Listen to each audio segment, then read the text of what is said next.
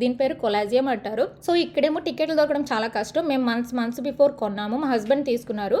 ఇక్కడైతే పెద్ద పెద్ద లైన్లే ఉంటారు. సో దీని ప్రత్యేకత ఏంటంటే ఇక్కడ గ్లాడియేటర్ మూవీ చూసారా? గ్లాడియేటర్ మూవీ మీకు ఇష్టమైతే ఈ ప్లేస్ ఖచ్చితంగా రావాలి. Very very historic place. ఇక్కడ అప్పట్లోనే ఫైటింగ్లు చేసుకునేవారంట. సో మీదనంతా జనాలు కూర్చొని చూసేవారు అనమాట స్పెక్టేటర్స్ కింద.